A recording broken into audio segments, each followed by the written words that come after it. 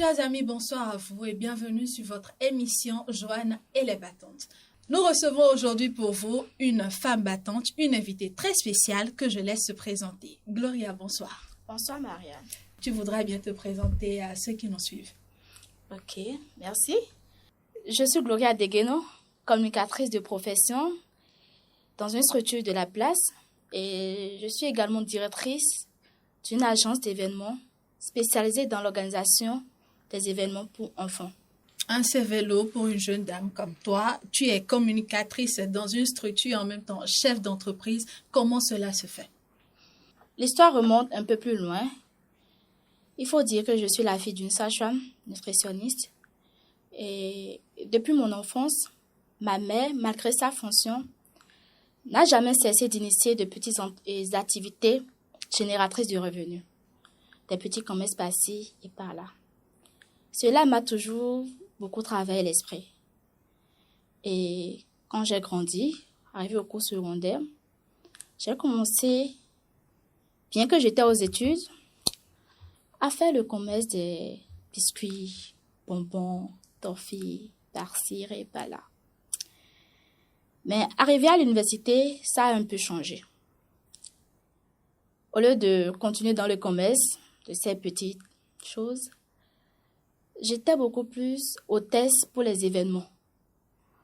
Donc, pour les événements mariage, communion, anniversaire, baptême et tout, même les conférences, j'exerçais comme job l'hôtesse. Chaque fois que j'étais dans les salles de fête, j'ai toujours remarqué quand même qu'il y a de la décoration, des couleurs partout. Cela m'a beaucoup travaillé l'esprit. Et je me suis dit, mais tiens, qui sont ceux-là qui travaillent, qui font ce travail? Ce sont des héros qui sont dans l'ombre. On ne les voit pas souvent. Mais quand même, la salle est toujours prête avant notre arrivée. Et là, je me suis rapprochée d'une tante qui m'a dit, c'est la décoration. Elle dit, ça me plaît bien. Parce que moi, déjà, j'aime là où il y a la vie, là où il y a la joie. Elle m'a dit, ok, d'accord, qu'elle va m'aider à m'inscrire. Et c'est là, pendant mes vacances de la première année en deuxième année, je me suis inscrite dans un centre de formation pour me faire former en décoration. Et c'est là que j'ai commencé. Je me suis fait former. J'ai reçu mon attestation de fin de travail, de fin de formation du moins. Ça a commencé d'abord entre mes amis, quand mes copines ont une fête à la maison, les baptêmes pour les neveux à la maison, la fête du Nouvel An, Noël, décorer le sapin autrement, ces petits détails-là.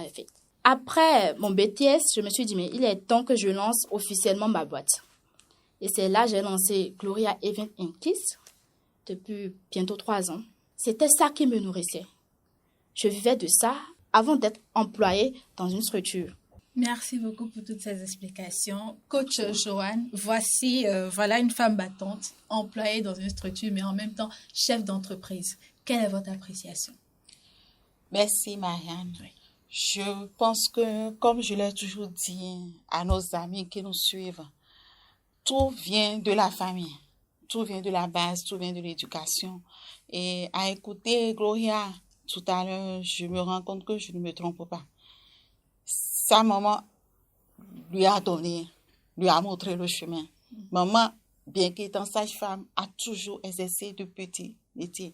Elle a toujours initié de petites activités. Donc, Gloria a appris en réalité à la maison que la femme ne doit pas se contenter du boulot, que la femme ne doit pas se contenter de « j'ai déposé, j'ai l'honneur, j'attends ». Le coup de fil des patrons, non. C'est sa maman qui lui a appris ça. Et c'est le moment pour moi de dire encore une fois aux parents qui nous suivent que le plus important n'est pas d'envoyer l'enfant à l'école. L'école ne pourra que aider l'enfant à comprendre ce que vous lui avez appris à la maison. Donc, je pense que c'est le moment pour moi de dire bravo à la maman de Gloria, avant de dire félicitations à notre femme battante. Effectivement, félicitations à Gloria. Gloria, je reviens vers toi. Est-ce que c'est facile pour une jeune femme d'entreprendre? Je dirais oui. Parce que tout est une question de volonté, de passion. Quand il y a la passion, les objectifs sont atteints. Et c'est aussi une question d'organisation. Il faut savoir s'organiser et savoir où l'on va. C'est vrai que tu as commencé D'abord, avant, oui. mais lorsque tu as commencé à travailler dans la structure où tu es actuellement, est-ce que ça a toujours été facile pour toi de gérer les deux? Pas toujours, mais il faut dire que j'ai une équipe derrière qui travaille avec moi. D'accord. Chaque fois que je suis occupée au travail et que je dois quand même avoir une obligation de résultat sur le terrain dans une salle de fête, il y a l'équipe qui est là, qui m'aide à atteindre l'objectif. Justement, parle-nous un peu de tes difficultés alors. D'accord. Ce n'est toujours pas facile de combiner les deux à la fois, puisque en entreprise, vous avez une obligation de résultat vis-à-vis de votre employeur. Les objectifs quotidiens sont là à atteindre. De l'autre côté, quand on vous appelle un lundi ou un mercredi, oui, j'ai un tel événement, j'aimerais que tu fasses la décoration de ça pour moi, tu pourras. Je ne dois pas dire non. Je dis oui. Du coup, deux objectifs, deux résultats à atteindre au même moment. Le travail et le client qui veut sa salle prête pour le samedi au plus tard à 9h. Et il faut dire, moi je travaille du lundi au samedi. D'accord. Je travaille du lundi au samedi. Je ne finis jamais avant 19h. Donc, qu'est-ce que je fais? Je me pose tranquille au travail. Je fais tout ce que j'ai à faire. J'appelle mon équipe. Oui, Gracia, elle s'appelle Gracia. Je lui fais honneur. Gracia, tu pourras m'aider sur tel marché? Ok, pas de problème. Et elle rassemble en même temps des collègues décoratrices comme nous. Je leur explique en fait ce qu'il y a à faire. Et elle me devance. Et juste après le boulot, j'y vais tout en étant fatiguée. Mais je dois le faire. Oui. C'est ma passion. J'aime mon travail, j'aime ce que je fais. Donc, je n'ai pas le choix. En plus, comme difficulté, c'est la gestion des goûts du client. Oui. C'est-à-dire, le client peut te contacter par exemple et dire je veux une décoration pour samedi ou pour dimanche par exemple. Ok, d'accord, connecte-toi au WhatsApp, je t'envoie l'image de ce que je veux, ce à quoi je veux que la salle ressemble. Je me connecte, il m'envoie une image, une belle décoration, une très belle salle, dans une très belle salle, et des couleurs passées par là. Je dis, il n'y a pas de souci. D'accord, je pourrais le faire, on le fera. Donc, on analyse tout, est-ce que ça pourra, nanani, non, et on vient au budget. Arrivé au budget, mais monsieur ou madame, quel est votre budget? Ah, j'ai tel montant. Ah, pour ça? Non, ça ne pourra pas se faire. C'est trop peu, c'est petit.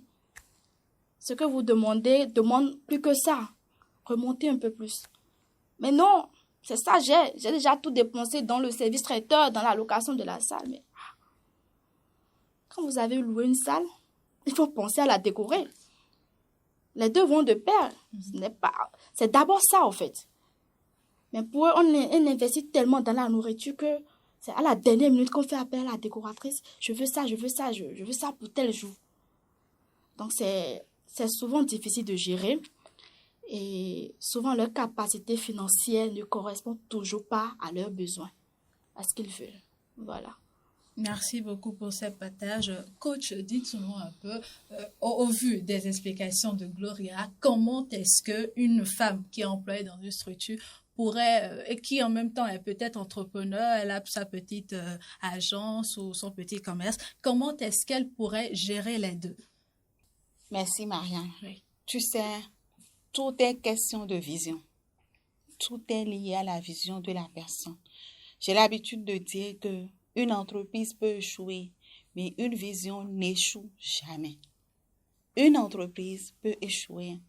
Un empire peut échouer, mais une vision n'échoue jamais. Quand vous écoutez Gloria, vous constatez qu'elle a une vision. Elle sait où elle va. C'est ce qu'il faut d'abord pour toute femme. Avant même de te marier, tu dois avoir une vision. Avant de postuler pour un poste, pour un emploi, tu dois avoir une vision. Avant de décider de mener une activité génératrice de revenus secondaires à ton emploi principal, tu dois avoir une vision. En réalité, tout doit être lié. Tout ce que tu fais devait entourer ta vision de vie. C'est la vision qui te permet te tenir là où tout le monde s'agite. C'est la vision qui te permet de continuer là où tout le monde se retourne. C'est la vision qui te permet de pleurer, d'essuyer les larmes et de reprendre le travail parce que tu as une vision. Et donc, je dirais aux femmes qui voudraient faire comme notre femme battante de ce soir, que la première chose à faire, c'est de s'asseoir et de déterminer clairement leur vision de vie. Et si elles ne savent pas comment y arriver, nous sommes là, n'est-ce pas? Le cabinet Foyer Sacré est là pour les aider. Dès le moment où vous déterminez votre vision de vie, lorsque c'est clair, tous les autres choix se font facilement. D'accord, merci beaucoup. Gloria, je reviens à toi, femme battante. Tu as une vision claire, que la coach approuve d'ailleurs. C'est pas moi qui dirais le contraire. Alors, dis-nous un peu, quelle est la particularité d'abord? Quelles sont les particularités de ta structure? Comme je le disais tout à l'heure, je suis dans l'événementiel. Oui. Mais je me suis spécialisée dans l'organisation des événements pour enfants. Tout ce qui a rapport avec les événements pour enfants. Anniversaire, baptême, communion. Nous faisons les buffets pour enfants, les sandwichs, les yaourts pour enfants, desserts pour enfants. Vous savez, lors d'un événement, quand les adultes sont là, ils prennent par exemple du amiwa, la pâte noire, la grillée, la viande de porc et autres. Ce n'est pas forcément ça les enfants doivent prendre. Oui. Donc, il y a un menu spécialisé, c'est un menu spécial pour enfants que nous proposons. Voilà. Et les couleurs que vous utilisez également pour la décoration d'une salle de fête, pour un mariage ou, je ne sais pas, un anniversaire pour adultes ne sera pas pareil que pour l'anniversaire d'un bébé, d'un enfant d'1 an et tout. Voilà. Donc, il y a tous ces agencements qu'on voit et vraiment, ça fait notre particularité. Pour donner de la beauté à vos événements. Anyway, on revient tout juste après la pub.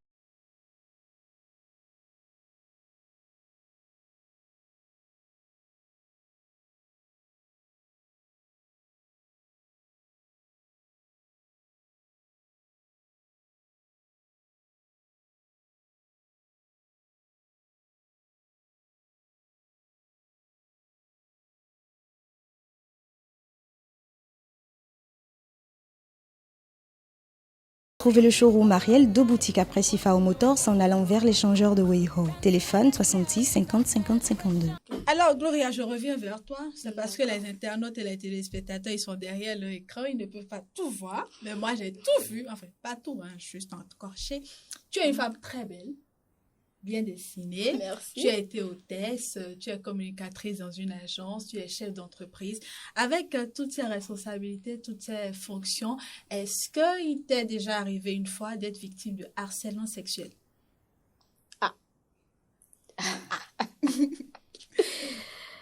Merci Marianne. Oui. Bien sûr. Déjà, c'est une monnaie courante. Oui. Ce n'est pas un sujet tabou, je crois. Mais pas en milieu professionnel. D'accord. Pas en milieu professionnel. En milieu scolaire plutôt. D'accord. Tu nous racontes un peu l'histoire? Bien sûr. Bien sûr. C'était quand j'étais en classe de première.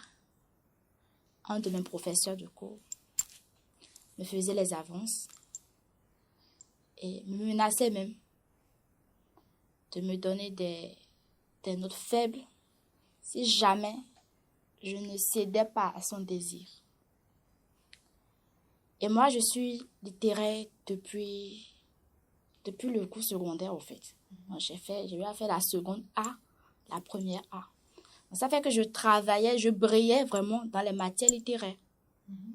Anglais, espagnol, français, philosophie, histoire, géo. Il me donnait des rendez-vous et il était même prêt à me prendre un téléphone pour pouvoir me joindre là-dessus. Parce que moi, chez mes parents, quand tu n'as pas le bac, tu n'as pas droit à un téléphone portable. Donc, je n'avais pas un téléphone portable. L'éducation que j'ai reçue est tellement stricte que, vraiment, je n'avais pas un téléphone portable. Donc, chaque fois que je viens au cours, ces gens, ils parcourent un peu la salle. On formait en temps les groupes de 6 personnes là. Ouais, 3 tables. Voilà, 2 tables au milieu, une table de l'autre côté et tout. Ils viennent toujours vers ma table et ça va? Tu es là? Oui, ça va, je suis là. tellement la situation est devenue stressante, embarrassante pour moi, j'en ai parlé à ma mère. Parce qu'à un moment donné, quand on compose, il me donnait plus des notes que je méritais. C'est-à-dire, si par exemple j'ai 16, il me donne 13. J'en moins 3. Mais j'allais toujours réclamer. Mais monsieur, à tel niveau, je n'ai pas fait des erreurs, mais vous m'avez mis 0. Donc j'ai remarqué en même temps son jeu. Et vous savez, la première, c'est l'antichambre du baccalauréat. Mais il faut vraiment se donner à fond pour y arriver. Et moi, ramener à la maison ces genres de notes, en plus dans une matière littéraire, ma matière principale, c'était pas bien pour moi. Donc je réclamais. Et comme ça persistait, j'en ai parlé à maman à la maison. Elle a dit, tiens, comme elle connaissait la directrice d'école, elle est allée voir la directrice, elles ont parlé. Et sûrement que la directrice a convoqué une réunion entre professeurs. Donc l'affaire est sûrement sortie parce que c'était en période des congés de Noël.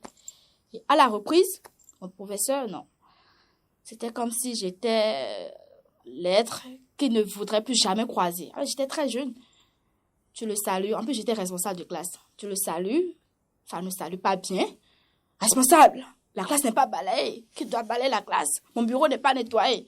Enfin, il m'agressait. C'était vraiment de la violence verbale vis-à-vis de moi. Ah. Maintenant, les notes passaient de 16 à 13. Maintenant, c'est de 16 à carrément à 10. Oh. Parce qu'il cherche à prendre sa revanche, au fait. Et il a fait sur un long moment, hein. Au moins jusqu'au second trimestre de l'année, avant de lâcher. Finalement, bof, il ne détient pas ma moyenne. J'ai eu la moyenne et je suis passée en classe supérieure. Qu'est-ce qu'il y a poussé, selon vous? Avec du recul, lorsque vous revisualisez toute cette situation avec le recul, selon vous, qu'est-ce qui l'a poussé à vous harceler de cette manière? Je vais parler d'une question d'éducation. D'accord.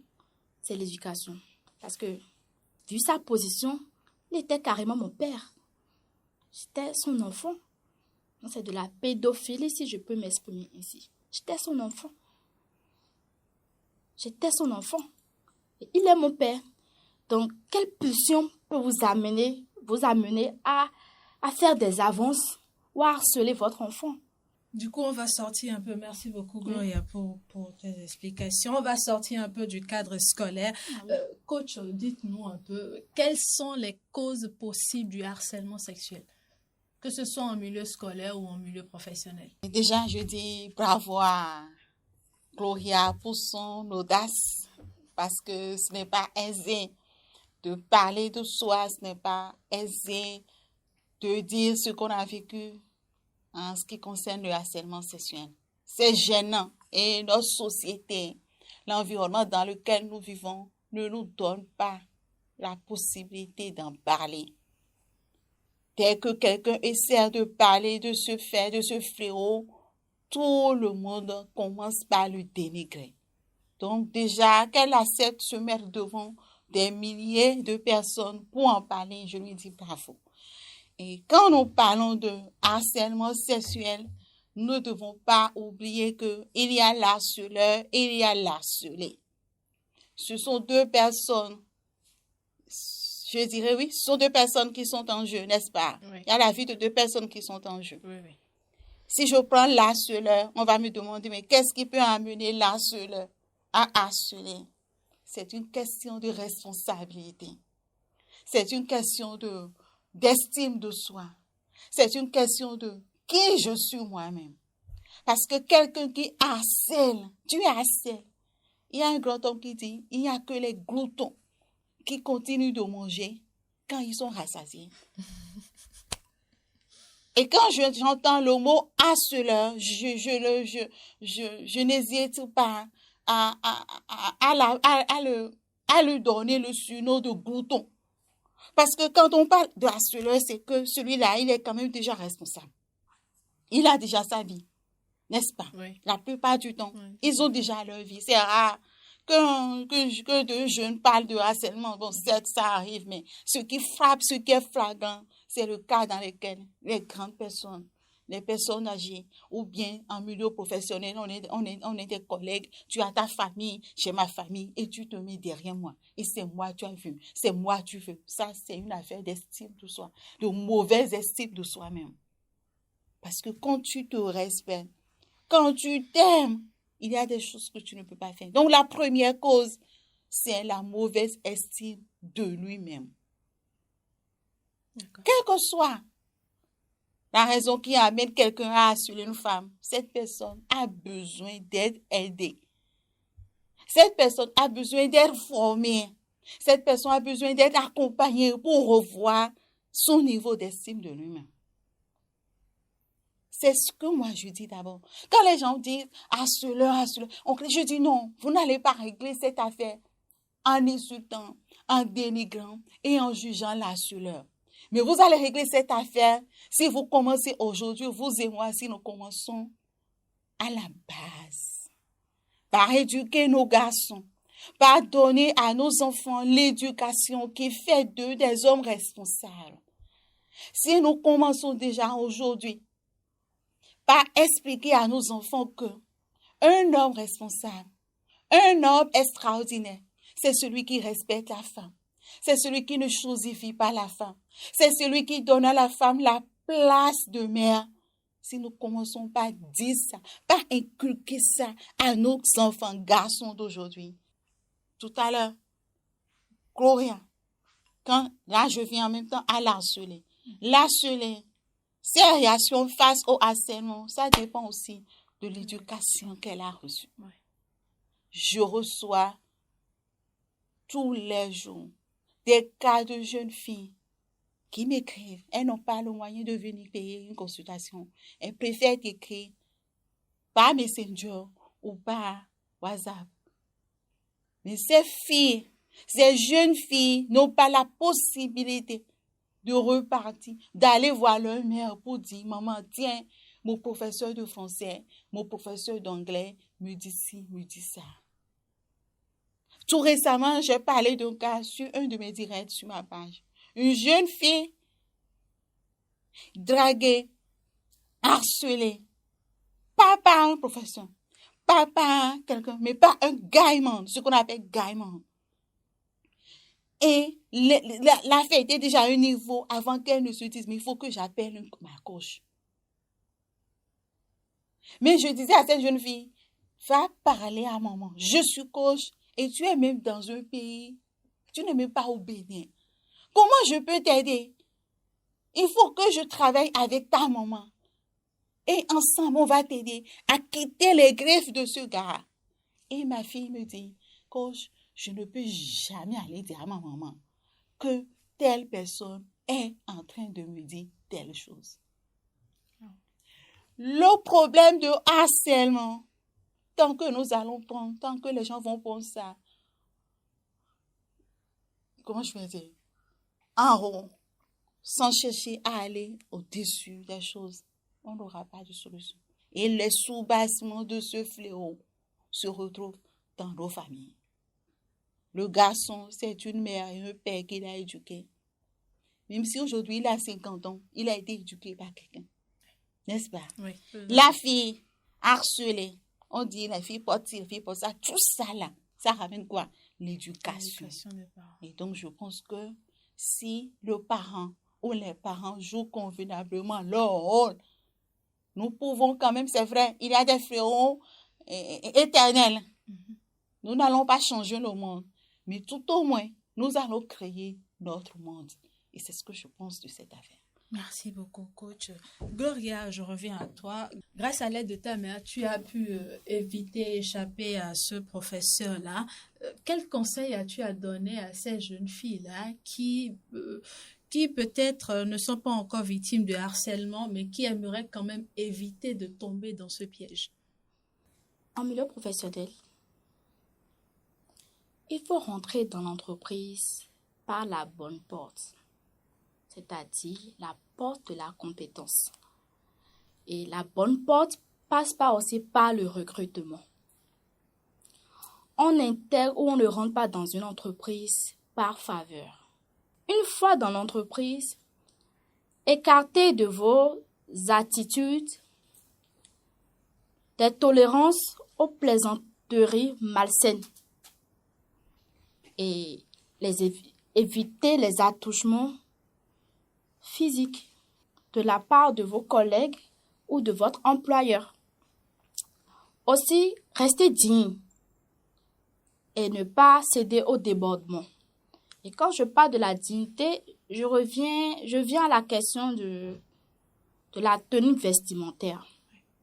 Voilà. Quand vous êtes en entreprise, il y a quand même un code. Il y a un code vestimentaire. Habillez-vous correctement, habillez-vous bien, sans pour autant vous exhiber. Et surtout, quand vous avez un corps qui est très bien tracé, vous pouvez bien vous habiller en mettant en valeur votre corps, mais sans vous exhiber. Sans vous exhiber. Et là, je parle de la dignité. Restez dignes, restons dignes et n'ayons pas peur. N'ayons vraiment pas peur. Il faut, quand ça dépasse les limites, il faut dénoncer. Il faut dénoncer. N'hésitez pas à dénoncer. Voilà. D'accord. Et si déjà, par exemple, la jeune fille en question a déjà été victime de harcèlement ou bien elle est actuellement dans une situation de harcèlement et qu'elle, quand même, elle prend toutes les précautions dont tu viens de parler, quel conseil lui donnerais-tu pour qu'elle ne cède pas et pour qu'elle puisse sortir gagnante de cette situation? Déjà, il faut que nous sachions qu'il y a la législation du travail qui nous protège. Si tel est que les preuves apportées justifient vraiment les dires. Quand, lors du harcèlement, vous avez pu rassembler des preuves, c'est-à-dire les messages et les appels répétés de votre collègue ou de votre employeur, et ces menaces, si vous avez pu enregistrer en temps ces menaces, il faut apporter. Et lorsque l'affaire sera au contentieux, vous serez gagnante. Vous serez gagnante. Et c'est lui que ça va pénaliser. C'est lui que ça va pénaliser. Ça va le pénaliser dans sa fonction et sûrement qu'il ira en prison. Parce que vous êtes protégé. Mais non, si c'est que vous avez déjà une fois cédé à la tentation, comme vous le dites tout à l'heure, oui. Tout le monde peut commettre des erreurs. Et c'est un fléau qui ne se maîtrise pas. Mais pas pour autant se laisser faire. C'est maintenant le moment de dire non, de se décider et de dire non, cela porte atteinte à ma dignité, je ne vais pas continuer dans ça. Merci beaucoup. J'espère que cela aidera une jeune fille qui nous suit. Coach, la première crainte de toute jeune fille qui, après plusieurs mois ou plusieurs années de recherche d'emploi, la première crainte qu'on a lorsqu'on trouve enfin ce travail tant désiré, c'est de le perdre. C'est de perdre cet emploi-là. Cette peur-là fait que parfois on se dit qu'est-ce que je dois faire? Est-ce que je dois le dire? À qui dois-je parler? Quel conseil avez-vous à donner aux jeunes filles pour éviter d'être harcelées ou pour ne pas tomber dans ce piège et sortir gagnante? Je pense que il y a une question de peur. Et cette question, je le disais ce matin, c'est la peur du manque. La peur du manque. Lorsque la jeune fille est d'une famille où il y a eu assez le manque, il lui est difficile de vivre ces situations de harcèlement et de s'en sortir. Disons les choses telles qu'elles se présentent. Ne faisons pas semblant, ne jouons pas, comment je vais dire, aux bonnes personnes. Mettons-nous à la place des victimes. Une jeune fille qui n'a peut-être pas à manger dans sa maison et dont la maman s'est échinée jusqu'à ce qu'elle ait quand même ce diplôme. Et pour pouvoir quand même s'en sortir, elle a été obligée d'accepter ce petit stage de 50 000 ou bien de 40 000 le mois. Oui. Le jour où elle annonce à sa mère, maman, j'ai trouvé un stage, on va me payer 40 000. La maman, elle est contente. C'est comme si son enfant allait gagner 400 000. Oui. Je me mets à la place de ses mères parce que je suis aussi mère. Alors, j'imagine que ma fille me revienne 3 mois plus tard et qu'elle me dise, maman, vraiment, le chef avec lequel je travaille, il dit ci, il dit ça. Qu'est-ce que je vais dire à ma fille en ce moment-là? Encore que, en affaire de harcèlement, peu de personnes sont informées. On n'a pas la bonne information. Est-ce que les mamans savent que quand on dit ça à son enfant, on appelle ça harcèlement sexuel? Et il y a une loi qui protège l'enfant. Peu de parents le savent. Et donc, est-ce que la maman va lui dire, non, tu es fille, tu es femme. C'est à toi de te respecter. C'est à toi de te contrôler. C'est dire que il y a la peur du manque, il y a la peur de la pauvreté qui se lie aussi bien au niveau de l'enfant que celle de sa famille. Si mon enfant laisse ce boulot maintenant, qu'est-ce qu'elle va devenir? Elle va revenir à la maison. Il y a tous ces paramètres qu'il faut considérer quand nous parlons de harcèlement sexuel. C'est pourquoi je dis que c'est un péché. Les gens qui harcèlent les enfants, les petites filles, les stagiaires, c'est un péché. Ils peuvent pas imaginer la douleur qu'ils infligent à ces enfants. Ce sont des victimes. Donc, quand on va parler de qu'est-ce qu'il faut faire pour éviter le harcèlement, je pense qu'il faudrait mieux dire qu'est-ce qu'il faut faire pour que le harceleur cesse de harceler. Qu'est-ce qu'on peut faire pour que les harceleurs cessent d'harceler? C'est la question que je préférerais qu'on se pose sur ce plateau aujourd'hui. Et je crois que pour que les harceleurs cessent de se harceler, il faudrait que les familles soient informées de la question de harcèlement.